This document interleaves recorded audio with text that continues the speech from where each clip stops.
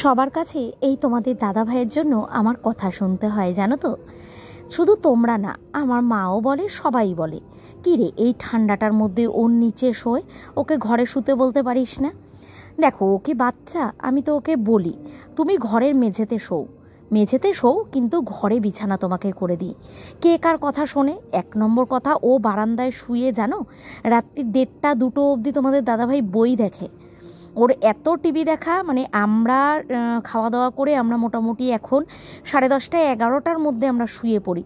যেহেতু আমরা ভোরবেলায় উঠি, সেই কারণে আমরা একদম তাড়াতাড়ি মোটামুটি 11টার মধ্যে তো ঘুমিয়েই পড়ি। এইবার 11টার সময় তোমাদের দাদাভাই মুভি দেখতে বসে। এবার বুঝতেই পারছো, ওই খাওয়ার সময় থেকে আমরা তো তাড়াতাড়ি খেয়ে নিই, ও একটু দেরি করে খায়। খাওয়ার সময় থেকে ওর মুভি চালানো আরম্ভ হয়। এবার ওই মুভি শেষ হতে হতে দেখা যায় 1:30 2 বেজে যায়, তারপরে ঘুমায়। আর যেহেতু টিভিটা বারান্দায় লাগানো, সত্যি কথা বলতে আমার মেয়ের অত টিভি দেখার নেশা নেই। আমার একটু গান শোনা, গল্প শোনা, এগুলোর নেশা। আর তোমাদের দাদাভাই কাজ থেকে বাড়ি আসলেই নিত্য নতুন শুধু মুভি দেখে। তো সেই কারণেই কিন্তু ও বারান্দাটায় শোয়। তোমরা অনেকেই আমাকে কমেন্ট করেও এই কথাটা বলো, আর আমাদের বাড়ির লোকরাও এই কথাটা বলে। সবাই ভাবে যে আমরা নতুন ঘর করে ঘরে থাকি, কিন্তু বরকে ঘরে জায়গা দিই না। আসলে সেরকম না গো। দেখো তোমাদের দাদাভাইকে বলি, এবার যদি না শোয় কী করবে? আমি এমনও বলেছিলাম যে কি হয়েছে তাতে, মেয়ে শোবে, আমি শোবো, তুমি শোবে, খাটেই শীতকালটা শুয়ে পড়ো। তবু ঠিক আছে, চলো খাটে শোবে না, ঠিক আছে তাহলে ঘরের মেঝেতে শোও, বারান্দাটায় শুলে ঠান্ডা লাগে। কিন্তু কে কার কথা শুনবে? ও তো বারান্দাতেই শোবে। তোমরা অনেকেই বলেছো দিদি একটা সোফা কাম বেড কেনো। দেখো এখন তো 1 নম্বর সোফা কাম বেডের এখন মোটামুটি অনেকটাই দাম নেবে। আর 2 নম্বর কথা, আমার কাছে সোফাটা আছে, তোমাদের দাদাভাই সোফায় শুতে পারে না। ওর সোফাতে শুলে নাকি খুব পিঠ কোমর ব্যথা করে, ওই কারণে ওকে নিচে বিছানা করে দিই। গতকালকে কম্বলটা এনে দিয়েছি, কম্বলটা পেয়ে তো ব্যাস খুব আরাম। ও বলছে কম্বলটা এত সুন্দর আর এত গরম, আমার রাত্রিবেলায় ঠান্ডাই লাগেনি। তো তাও যাক সই যে আমি এনে দিয়েছি, এটাতে ওর শান্তি হয়েছে। ওকেই বলছিলাম টাকা দাও না, তাহলে কম্বল নিয়ে আসি তোমার জন্য একটা। ঠান্ডায় কষ্ট করবে, তবু টাকা বার করবে না, না এক্সট্রা খরচা করার দরকার নেই। ওই যে আমি এনে দিয়েছি। আজকে সকালবেলা ঘুম থেকে উঠেই বলছে জানো তো কি আরাম করে ঘুমালাম রাত্রিবেলা, আজকে একটুও ঠান্ডা লাগেনি। গতকালকে নিচে কাঁথাটা তো মানে বালাপোষটা তো পাতি, তার উপরে আবার কম্বলটা পেতে দিয়েছিলাম। যেহেতু কাঁথার কম্বল ওর গায়ে দিতে হবে না, মোটা কম্বলই গায়ে দেবে, সেই কারণে আমি ওই কম্বলটাকে ওটার উপরে পেতে দিয়েছিলাম। আর কম্বল পাতলে কি বলো তো, কম্বলের গরমটা ওঠে তো, ওর নাকি ঘুমটা খুব ভালো হয়েছে। শুনেও শান্তি। সকালবেলা উঠেই আমরা যখন এক্সারসাইজ করতে যাই, তোমাদের দাদাভাই ঘুমায়, আমরা তো আমাদের মতো চলে যাই। আমরা যখন আবার 8টার সময় ঢুকি, তখন দেখি তোমাদের দাদাভাই চা নিয়ে বসে চা খায়। তো আসার পরেই আজকে বলছে জানো তো কালকে রাত্রিবেলায় ঘুমটা খুব ভালো হয়েছে, একটুও ঠান্ডা লাগেনি। বললাম চলো ঠিক আছে, আরাম করে ঘুমিয়েছো, দেখেছো তো আমি এনে দিলাম বলে তুমি এখন আরাম করে ঘুমাতে পারলা। যাই হোক, সকালবেলা থেকে তোমাদের দাদাভাইও উঠে গেল, আর আমিও এসেই ঝটপট বিছানা তুলে দিলাম। না এসেই সঙ্গে সঙ্গে কাজ আরম্ভ করি না, এসে আমি নিজে আবার একটু গরম জল খাই, খেয়ে 5টা মিনিট একটু বসে টসে কাজ আরম্ভ করি। আজ আর মেয়ে স্কুলে যাবে না, তো আজ হচ্ছে বৃহস্পতিবার, আজ মেয়ে স্কুলে যাবে, সেটা হচ্ছে গুলুর জন্য যাবে। কারণ এখন তো স্কুলে ফর্ম দেওয়া আরম্ভ হয়ে গেছে। দিদি তো কদিন ধরে দৌড়াদৌড়ি করছে, আজকে মেয়ে যাবে। দিদি তো একটু ওর আধার কার্ডটা ঠিক করতে যাবে, আর স্কুলে গিয়ে মেয়ে একটু লাইনটা রাখবে। দিদি আমাকেই বলেছিল, কিন্তু বোঝোই তো বৃহস্পতিবার দিনের কত কাজ। আর যেহেতু রাত্রিবেলায় কিচ্ছু গুছানো থাকে না, সকালবেলার থেকে আমি হিমশিম খেয়ে যাই। এইবার বৃহস্পতিবার আমার বেরোতে ইচ্ছে করে না, কারণ এই বৃহস্পতিবার একটা দিন যেটায় আমি একটু মন শান্তি করে পুজো করি জানো তো। বৃহস্পতিবারটা আমি কি করি, সমস্ত কাজকর্ম সেরে ঠেরে আগে পুজো করি। আমি একটু মন শান্তি করে মানে 1.5 ঘন্টা ধরে পুজো করি। আমার খুব ভালো লাগে বৃহস্পতিবারের পুজোটা করতে। নিত্য পুজোও ভালো লাগে, কিন্তু বৃহস্পতিবারটা বিশ্বাস করো মা লক্ষ্মীকে এনেছি তার জন্য না, আমার আগাগোড়াই বৃহস্পতিবারের পুজোটায় আলাদাই একটা ফিলিংস। মানে আমি খুব মন শান্তি করে বৃহস্পতিবারের পুজোটা করি, সেই কারণে না আমি ঘরের কোনো কাজ বাকি রাখি না। রান্নাবান্না আজকে সেরকম একটা করব না, ইচ্ছে আছে ডাল সেদ্ধ আর আলু সেদ্ধ করব, ওই তো একটুখানি ভাত খাবো, করে নেব। সকালবেলা গুলুও চলে গেছে, তো কালকে রাত্রিবেলায় দিদি ওকে নিয়ে গেছিলো, ওর ব্যাংকের বই করতে হবে, ওর আধার কার্ড ঠিক করতে হবে, সেই কারণে দিদি গতকালকেই ওকে নিয়ে গেছিলো। তো আজকের দিনটা ওর নেই, আবার হয়তো কালকে ও আসবে, মেয়ে ওকে নিয়ে আসবে কালকে। আবার বলেছি আর 2 দিন থেকে তারপরে একেবারে চলে যেতে, কারণ এরপর থেকেই তো আবার পড়াশোনা চালু হয়ে যাবে।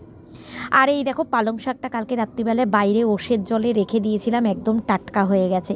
দেখি যদি আজকে বাজারে বেরাতে পারি তাহলে আনবো, না হলে এটাকে আবার প্যাকেটে বেঁধে ফ্রিজে ঢুকিয়ে দেবো। রান্নাঘরের সব কাজ কমপ্লিট করলাম, এগুলো কালকের বাসন সেগুলোও রাখলাম, আর দেখতেই পারলে কত বাসন ছিল সেগুলো মাজলাম। আগে রান্নাঘরের কাজ কমপ্লিট করলাম, এরপরে ঘর দুয়ারও সব ঝাড়া হয়ে গেছে, গোছানোর কাজগুলো সব পরে করব। এদিকে সব লাইট নিভিয়ে দিলাম, দেখো যেহেতু ভিডিও করছিলাম চারিদিকে লাইট জ্বালিয়ে করতে হয়, তো এখন লাইটগুলোকে সব নেভাবো, কারণ এরপরে আমি বাইরে চলে যাব। বাজে এখন 8:30, 9:30 অবধি জল আছে, বাইরে কলের কাজগুলো সারবো। এখানে জানলাটাও খুলে দিলাম, সকালবেলায় ইচ্ছে করে না জানলা খুলতে, এই বারান্দার জানলাটা তো দিয়ে প্রচণ্ড হাওয়া ঢোকে, এইটায় বেলায় রোদ ঢোকে। সকালবেলায় ঘরের জানলাটা খুলে দিই, বিছানাতে খুব সুন্দর রোদ পড়ে, ভালো লাগে, এই কারণে ঘরেরটা খুলি, আর এইটা একটু বেলায় খুলি। তবু খুলে দিলাম, জানলা দরজা বন্ধ থাকলে কেমন যেন একটা দম বন্ধ হয়ে যায়। এই যে ঘরের কাজ আমার করে নিলাম, বাসি কাজগুলো, এরপরে চলে আসলাম বাইরে।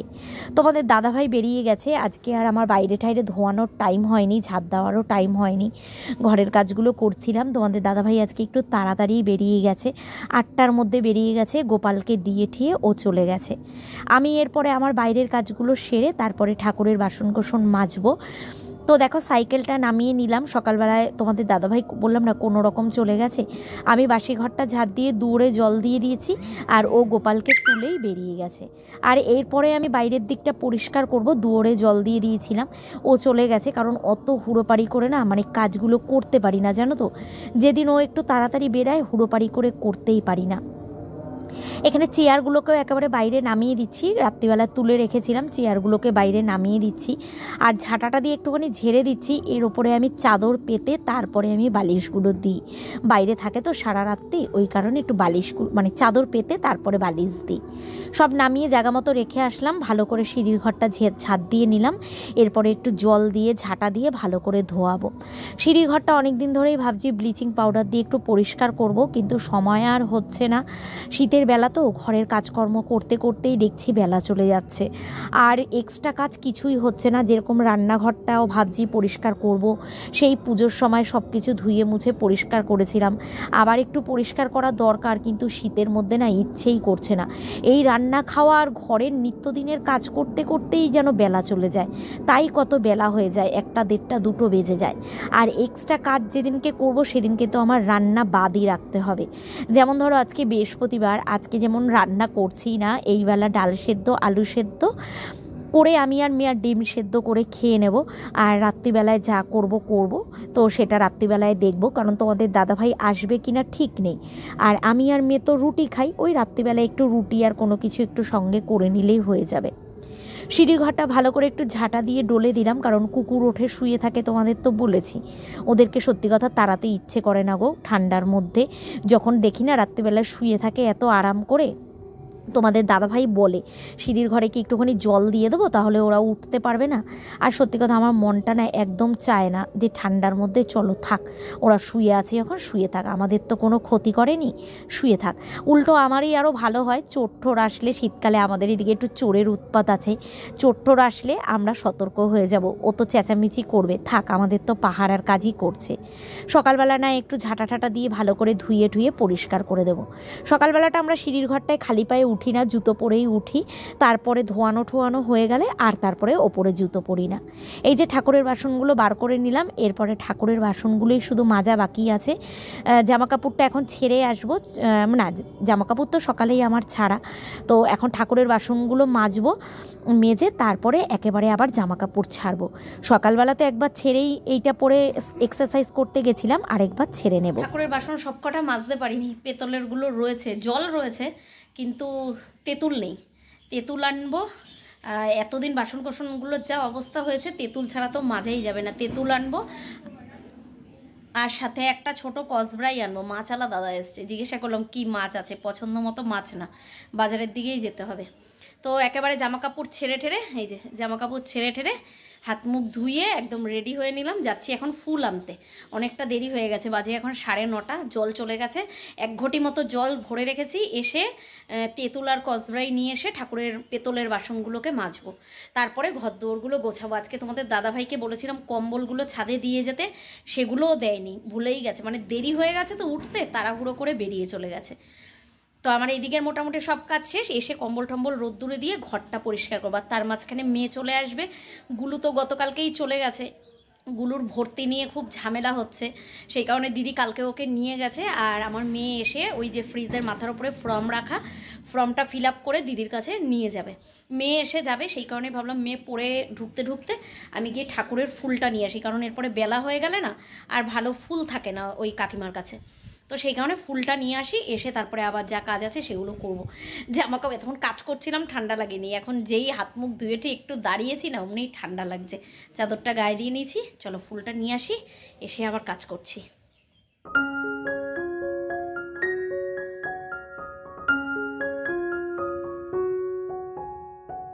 আমি ফুলটা আনতে যেতে যেতেই দেখি রাস্তায় মেয়ের সঙ্গে দেখা হয়ে গেছে। ওকে বললাম যা তুই গিয়ে একটুখানি বসে 1 গ্লাস জল খা, আমি আসছি। তো এসেই দেখো আগে দুজনের জন্য 2 গ্লাস জল নিয়ে নিয়েছি। তো এখন ছাতু গুলবো, মেয়েকেও ছাতু দেবো, আমিও ছাতু খাবো, কারণ মেয়ে এক্ষুনি বেরিয়ে যাবে। ওকে জিজ্ঞাসা করেছিলাম অন্য কিছু খাবি নাকি, ছোলা মাখাটা। তো ও বললো না মা, আমাকে একটু ভারী করে ছাতুগুলো দাও, আমি ছাতুটা খেয়েই চলে যাই। জানো তো প্রথম যখন এক্সারসাইজটা আরম্ভ করেছিলাম না, মনা এই ছাতুগুলা তারপরে ছোলা মাখা এগুলো একদম খেতে চাইতো না, আর খিদে তো সহ্যই করতে পারতো না। কিন্তু এখন কি বলতো, আজকে প্রায় 18-20 দিন ধরে এক্সারসাইজ করছি, আমরা সব খাবার দাবার নিয়ম মেনে খাচ্ছি, এখন অভ্যেস হয়ে গেছে। ও সাইকেল নেয়নি, কারণ আজকে স্কুলে খুব ভিড় হবে। তো ও বললো মা আমি হেঁটেই চলে যাব। মেয়ে বেরিয়ে গেল। আমারই যাওয়ার কথা ছিল, আজ তো বৃহস্পতিবার, এখন আমার চারিদিকে কাজ ছড়ানো, যদি আমি চলে যাই পুজো করতে অনেক দেরি হয়ে যাবে। ওখানে আমি যাওয়ার থেকে আমার মেয়ে যাওয়া ভালো, কারণ ও স্কুলের ব্যাপার তো একটু ভালো বুঝবে, সেই কারণে ও গেল। আর দিদি জামাইবু দুজনেই ওখানে আছে। গুলুর অনেক কাগজপত্র একটু সমস্যা হচ্ছে, সেই কারণে আমার মেয়েও গেল, আর ওরাও আছে ওখানে। পরশুদিন থেকে ওদের এই তাণ্ডব চলছে। আসলে এইবার স্কুলে না খুব মানে কড়াকড়ি করে দিয়েছে। মেয়ে যখন ভর্তি হয়েছিল 5-এ এতটা ছিল না, এইবার যা হচ্ছে 3 দিন ধরে দিদি এই যুদ্ধ করছে, মানে হাই স্কুলে ওঠানোর জন্য। আমিও ছাতুটা গুলে নিয়েছি, এবার আমিও খাবো। খেয়ে দে চলো ঘরটা পরিষ্কার করি। আর মেয়েকে বললাম আসার সময় বাজার থেকে একটু পনির নিয়ে আসতে। মাছালা দাদা এসেছিলো, মাছ তো আমার পছন্দ হলো না। আমার এখন বাজারে যাওয়ারও টাইম নেই, কালকে বাজার যাব। বাড়ির সামনে যদি অন্য কোনো মাছ আসে তাহলে নেব, আর যদি না আসে তাহলে মেয়েকে বলে দিয়েছি পনির নিয়ে আসতে। পনিরের তরকারি করব, কালকে ডাল আছে, আর একটু পাঁচমিশালি তরকারি করব, হয়ে যাবে। ঠিক আছে, চলো এখন আমি এই দিকের কাজটা করে আগে স্নান করে পুজো করে নিই। পুজো টুজো করে রান্না বান্নাটা তারপরে দেখবো। ঠিক আছে, চলো। সকালবেলা তো আমি ঠিক করেই নিয়েছিলাম আলু সেদ্ধ ডাল সেদ্ধ রান্না করব। মেয়ে আসার পরে মেয়েকে বলাতেই মেয়ে বলছে মা আলু সেদ্ধ খাবো না, আলু সেদ্ধ খেলেই তো অনেক আলু খাওয়া হয়ে যাবে, আলু সেদ্ধ খাবো না, তার থেকে তুমি ভালো অনেক দিন পনির খাই না, একটু পনির নিয়ে আসবো। তো আমি বললাম ঠিক আছে যা তাহলে নিয়ে আয়, দেখি আমি যদি এদিকের কাজ করে উঠে যেতে পারি তাহলে রান্না করব। লাস্টে কি হয়েছে জানো তো, ভিডিও দেখলেই বুঝতে পারবে, লাস্টে আর রান্নাই করিনি। মেয়ে এসছে 1:45 সময়, এসেই বলছে খুব খিদে পেয়ে গেছে মা, ভাত হয়ে গেছে? আমি বললাম হ্যাঁ ভাত তো হয়ে গেছে। আর ভাতের মধ্যে কি মনে হলো একটা আলু সেদ্ধ দিয়েছিলাম, বললো আমাকে ওই ডাল সেদ্ধ আলু সেদ্ধ দিয়েই তুমি একটুখানি চটকে মেখে দাও আর সঙ্গে একটা ডিম সেদ্ধ করে দাও। তাই মেখে করে দিয়েছিলাম। ব্যাস, ওর যেহেতু খাওয়া হয়ে গেছে, এবার কি আমার জন্য আর রান্না করতে ইচ্ছে করে? ওই পনির এনেছিল মেয়ে, পনির আবার ফ্রিজে ঢুকিয়ে দিয়েছি। এদিকে দেখো ঠাকুরের বাসনগুলো মাজতে মাজতে আমি এদিকে ভাতও বসিয়ে দিয়েছিলাম। তো ভাবলাম যে ভাতটা তাড়াতাড়ি হয়ে যাক, তারপরে মেয়ে নিয়ে আসলে তার মধ্যে আমি পুজো টুজো দিয়ে একটা কাজ করব, রান্নাবান্না তারপরে করব। এদিকে মিষ্টুর শাকগুলো দেখো ধুয়েছি, ধুয়ে টুয়ে একটু জল ঝরেছে, ঘরে নিয়ে এসেছি। এখন ওকে একটু খাবার দেব। ওকে এইমাত্র পরিষ্কার করলাম, একা একা পরিষ্কার করলাম তো তাই তোমাদের দেখাতে পারিনি। মিষ্টুকে বার করে ওকে পরিষ্কার করলাম, দিয়ে এই যে দেখো খেতে দিয়েছি। অনেক দিন বাদে আজকে তোমাদের মিষ্টুকে দেখালাম। তোমরা অনেকেই কমেন্ট করো দিদিভাই এখন তুমি মিষ্টুকে দেখাওই না। আসলে ভুলে যাই জানো তো, মনে থাকে না। তো আজকে অনেক দিন বাদে তোমাদের মিষ্টুকে দেখালাম। মিষ্টু কিন্তু অনেক বড় হয়ে গেছে আর খুব পাজি হয়ে গেছে জানো না, একদম কথা শোনে না, লাফালাফি করে, যা করে না কি বলবো তোমাদের। তো যাই হোক, দেখো এরকম একটু আদর করলে কি আনন্দ পায়, মাথাটা একদম নিচু করে দেবে। আর আমি যখনই হাঁটাচলা করব ঘাড় উঁচু করে আমার দিকে দেখবে, আমি কোন দিকে যাই কি কথা বলি শুধু সেগুলো লক্ষ্য করবে। দেখেছো কিভাবে তাকিয়ে আছে, আর মাথাটা নিচু করে চোখটা বন্ধ করে দিয়ে এমন করবে, তখন মনে হবে কি সত্যিই ওকে কোলে নিয়ে একটু আদর করি। তো যাই হোক, অনেকক্ষণ ওকে একটু আদর করলাম, একটু চটকাচটকি করলাম, করে টোরে চলে আসলাম ঘরটা মুছতে, কারণ আমার সব কিছু গোছানো হয়ে গেছে। আর এই গলিটার ভেতরে মুছতে সব থেকে আমার বেশি কষ্ট হয় জানো না, এই জায়গাটা যতটা ভিডিওতে বড় দেখা যায় না ততটা কিন্তু বড় না, জানো তো, জায়গাটা বেরোতে ঢুকতে অনেকটাই অসুবিধা হয়। তো ভাবছি তোমাদের দাদাভাইকে বলেছি, ওই যে আমার আগের ঘরের কথাও তোমাদের মনে আছে, আমি কিন্তু কোনো জিনিস রেখে স্থিরভাবে রাখতাম না। তোমাদের দাদাভাইকে সেদিনকে বলছিলাম কি গো, খাটটা একটু ঘুরিয়ে দেবা, মানে সামনের দিক করে দেবা। আর তোমাদের দাদাভাই তো শুনেই খচে গেছে, বলছে হ্যাঁ এই কদিন আগে জিনিসপত্রগুলো এদিক ওদিক করলাম, আর তুমি বলছো এখনই খাট ঘোরাতে, কোনো ঘোরানো হবে না। কাজ আমি করি তো আমি বুঝতে পারি, জানো তো ওই গলিটায় আমার কতটা অসুবিধা হয়। মেন কথা, আলনার যেই পাল্লাটা ওটা খুলতে সব থেকে বেশি অসুবিধা হয়, ওটাতে ঠিক করে আমি জিনিসপত্র রাখতেও পারি না। সমস্যা চারিদিকে, সমস্যা বলে না মেটারার না, সমস্যা মানে যত থাকবে তত বেশি সমস্যা বেড়ে যায়। যাই হোক, অনেক কষ্ট করে মুছে টুছে নিই, কিছু করার নেই, ওইভাবেই চলতে হবে। এতটুকু হয়েছে এটাই আমার ভাগ্য ভালো, এর থেকে বেশি চাহিদা আমার আর কিছু নেই। স্নান করে চলে এসেছি, স্নান করতেই তো যত কষ্ট, গরম জলে আমি কোনোদিনও স্নান করি না, ঠান্ডা জলেই করি। বাথরুমে গিয়ে স্নান করে আসলাম, সমস্ত কাজ টাজ কমপ্লিট করে এসেই ঠাকুর ঘরে ঢুকে গেলাম। এখনও মেয়ে এসে পৌঁছায়নি, খুব তাড়াতাড়ি করছি যে যতটা তাড়াতাড়ি করা যায়, কিন্তু আমি যতই তাড়াতাড়ি করি বৃহস্পতিবার আমি মোটামুটি 1.5 থেকে 2 ঘন্টার আগে আমি ঠাকুর ঘর থেকে বেরাতে পারি না, কারণ আমার সব থেকে বেশি সময় লেগে যায় মাকে শাড়ি পরাতে। আর এইগুলো সব আমাকে বৃহস্পতিবার পরিষ্কার করতে হয়, এই টাইলসগুলো মুছতে হয়, নিচ টিচ সমস্ত কিছু পরিষ্কার করতে হয়। দেখো সপ্তাহে একটা দিন ঠাকুর পুরো নাড়াচাড়া হয়, এবারে যদি একটু ভালো করে পরিষ্কার না করি ভালো লাগে দেখতে।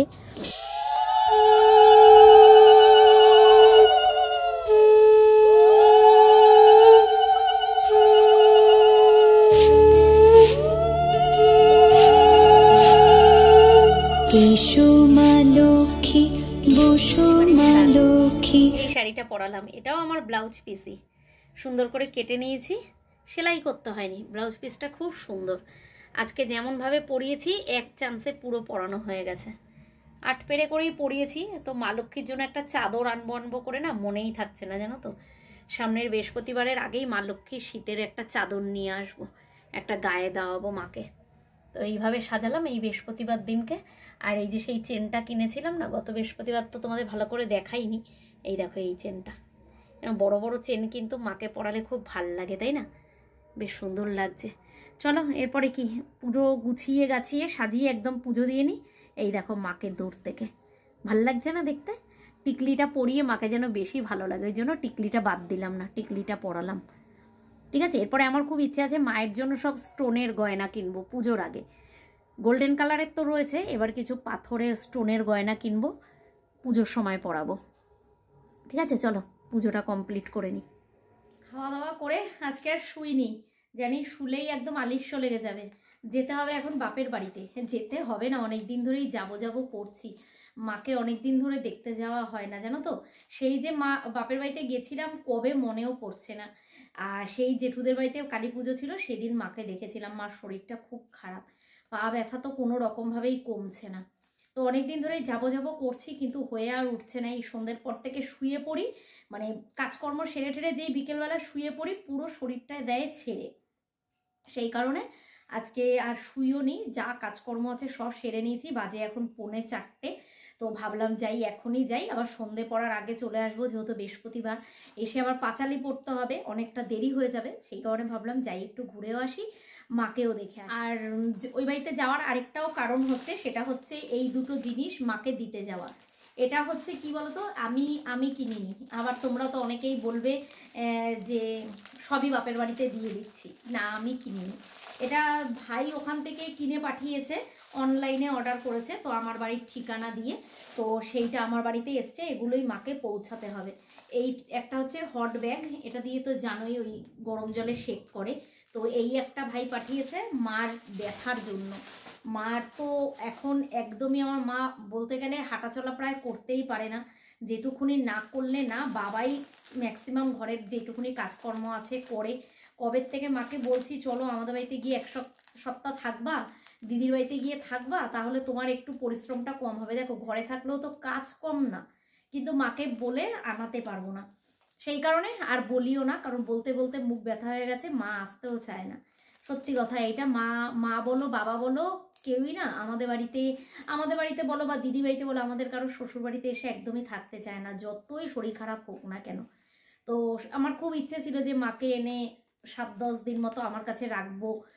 দেখো নিজের চোখের সামনে থাকলে একরকমভাবে দেখবো, যত্ন করব।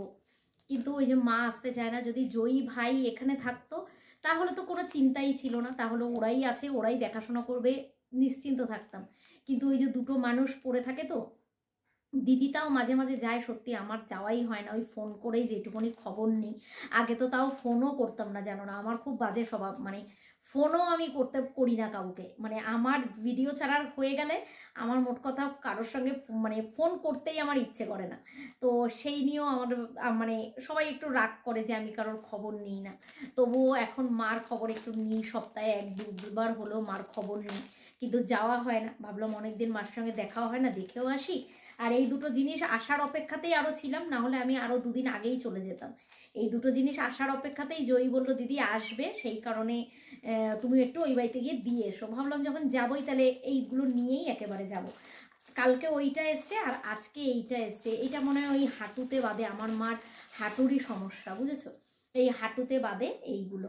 তো এই দুটোই যাব দিতে। আর একটুখানি মার জন্য একটুখানি দুধ ফল এটা নিয়ে এসছি, ওগুলো একটুখানি দেবো। ঠিক আছে, এইটুকুনি নিয়ে যাই। এবার একটু মার সঙ্গে দেখাও করবো, একটু গল্পও করব, 1 ঘন্টা মতো বসবো, তারপরে মোটামুটি 5:30টার মধ্যে বাড়ি চলে আসবো। এসে তারপরে আবার পাঁচালি টাচালি পড়বো। মেয়ে এখন ঘরেই থাকছে, মেয়ের তো আজকে আর বিকেলে পড়া নেই, সকালবেলা পড়া ছিল, পড়ে এসছে, ও ঘরে থাকছে। আমি সাইকেল নিয়ে যাব আর আসবো। ঠিক আছে, চলো এসে আবার কথা হচ্ছে।